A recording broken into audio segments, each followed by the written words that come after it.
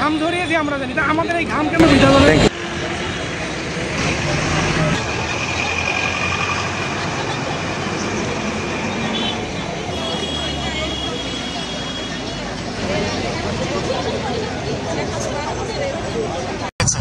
আমার প্রশ্ন হচ্ছে যে আমরা এখানে অলমোস্ট হচ্ছে যে 500 জনের মতো পাসিং আউট প্যারেডে মিলিত হয়েছিলাম। সেখানে আমাদেরকে 252 জনকে একই অভিযোগে কেন 252 জনকে ডিসচার্জ করা হলো?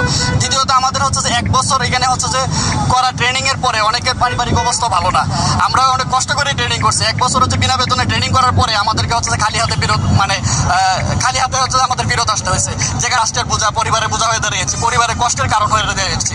আমাদের 4 তারিখ মাঠে আমাদের যে 40তম আমাদের সাথে 7 প্রশিক্ষণ হতো, 40তম বিসিএস যারা আমাদের প্রফেশনাল স্যার না, আমাদের কোথাও কোনো ঝামেলা থাকার কথা না।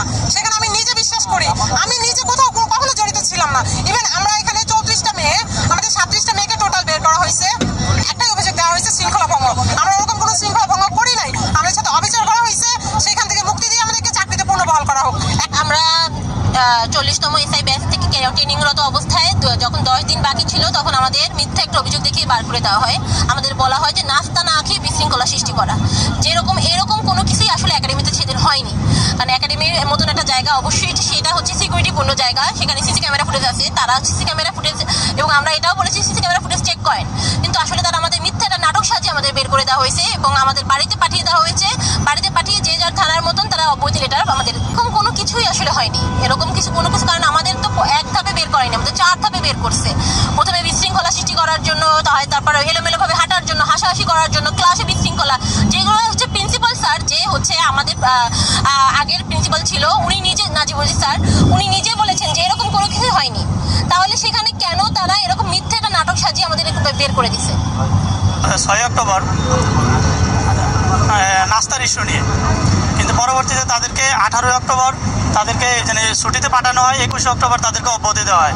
যে নাস্তার ইস্যু দেওয়া হয়েছিল আসলে এমন কোনো ঘটনাই একাডেমিতে ঘটেনি। পরবর্তীতে 58 জনকে 21 অক্টোবর বিকালে পাসিং প্যারেড প্র্যাকটিস থেকে তাদেরকে আলাদা করা হয়। তাদেরকে রাতের ক্লাসের বিশৃঙ্খলা দেখিয়ে তাদেরকে শোকজ দেওয়া হয়, যেখানে একজন অপরাধ করার আগে তাকে অপরাধী সাজানো হয়েছে। তার পরবর্তী নজিবুর রহমান স্যারের ক্লাসে বিশৃঙ্খলা 10 জনকে শোকজ দেওয়া হয় বিশৃঙ্খলা দেখিয়ে।